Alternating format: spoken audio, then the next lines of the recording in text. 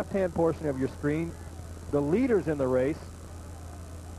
Behind the truck there, and the leaders at this point are number 2, Martin Pitayo of Mexico, and number 3, Toni Niemczak of Poland. They've been stride for about 2 miles here, Larry, or even further than that, actually, and there's no sign of a change right here. Niemczak has been the model of consistency over the last, year and a half in the marathon.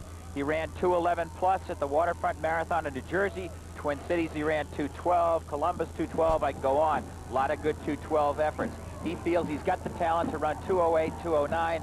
I guess that he could possibly do that on an ideal day here. They're running well. Pitayo, in a sense, is running for redemption. His best marathon was run here with a 2:10 race in 1984. He's had several years where he went down a little bit on the national scale. But he has trained for this vigorously, is coming off a very good 1990 at 10,000 meters and also at other distances shorter than the marathon. So he's put in the mileage for this. Niemczak is training. Both these men train at altitudes. In Boulder, about 5,000 feet for Niemczak. I'm sorry, Alamosa, which is around 6,000 feet plus for Niemczak, and up at 8,000 to 10,000 feet for Martin Pitayo on the left.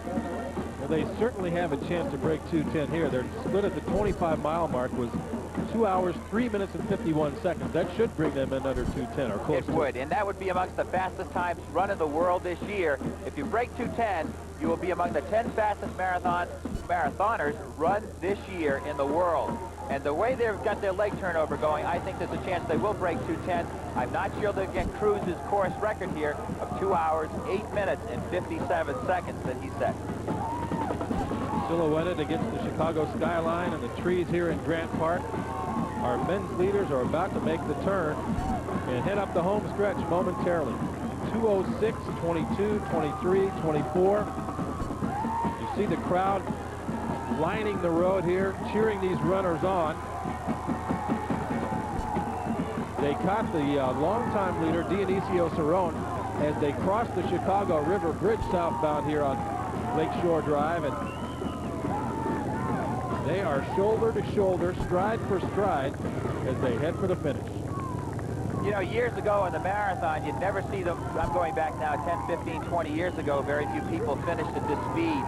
And they have run smart races here. They allowed for a balanced approach, more balanced than Dionisio chose to do. They laid back conservatively off the pace of Don Janicki once they heard about the wind on Lakeshore Drive. And they worked together here, and they're helping their times together. Look at the expressions in the face. The body is right now working off the training that they did, the strength training of over 100 miles a week that they've been putting in at altitude. Would either of them appear to have the edge as far as the way they look in running style at this point? I think it's just going to be a sprint to the finish. Yeah, that's a good question. It's hard to say. They're both very good 10,000-meter runners. Very hard for me to venture at this point who will win.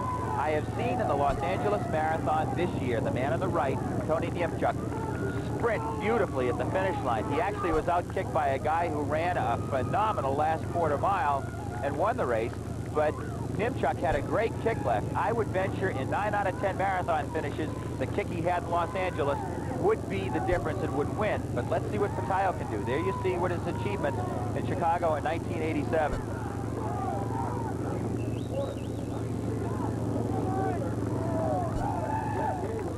They begin to turn now toward the west. And Niemczak has opened up just a little bit of a lead. Now they're back shoulder to shoulder. It will be a sprint up Columbus Drive to the finish line, and this may be the closest race in history. Here they come.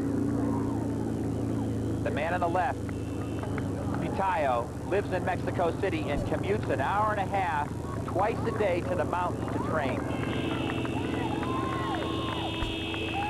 The kick hasn't been started for either of them. You'll know the break when you see it. Oh, they're so close together, it's tough to get perspective from that head-on shot.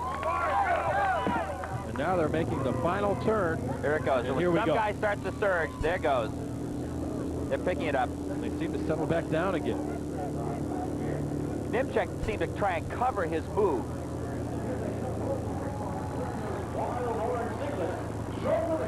Well, they've hit Columbus Drive, and Niemczak has taken a slight lead. Pitayo trying to stay with him. It's Niemczak. Niemczak looks like he's got control of the speed. What a battle. Look at this. Tremendous finish in the 1990 Old Style Chicago Marathon. Toni Niemczak has taken the lead. Martin Pitayo trying to catch him. I don't believe he's going to make it. What a great finish. Look at this. Look at the speed. Niemczak and Pitayo. Look at the finish. Pitayo got him. What a phenomenal race. Unofficial time, 2 hours, 9 minutes, and 40 seconds, and Niemczak is less than probably a second behind, and that moves them both into the 6th or 7th, possibly, fastest times in the world this year. An amazing finish to this year's race.